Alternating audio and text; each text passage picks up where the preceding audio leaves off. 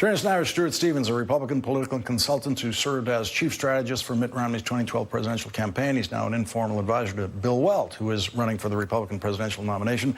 Stuart, what do you make of this story about the Trump campaign manager getting so rich off of the Trump presidential campaign? Well, it's a little too perfect, isn't it? Look, in a moral world, we'd have to admit that all of us political consultants are no doubt grossly overpaid. But this just seems like the heist, after the heist scene in Goodfellas, when they've gone out and bought the furs and the caddies. I mean, why not just wait until after the election before going and buying all the real estate and all the cars? I mean, it's just a little bit much.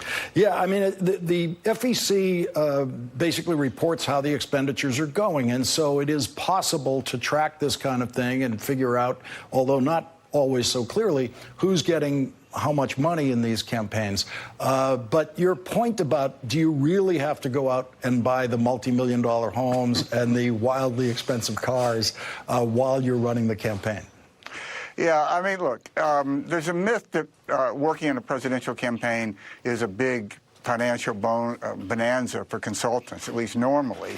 The sort of culture has been that it's a privilege to work in a presidential campaign, and that people do it and make less money, a lot less money actually, than they normally do in a year in which they might do, 10 or 15 senators races together.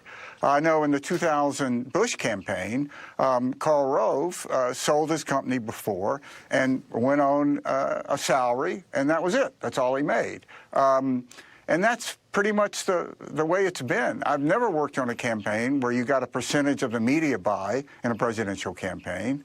I just don't understand this. If this is accurate, why are they paying a novice campaign manager millions of dollars for a world in which you could get the best at the business for about $150K a year? It just doesn't make sense. But Stuart, it seems to be part of the spirit of Trump world.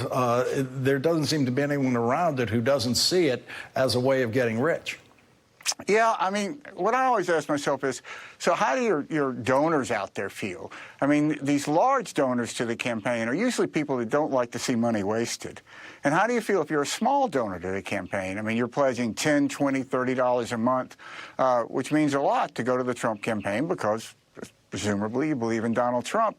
And you see this sort of extravagance and just backing up the truck to a campaign.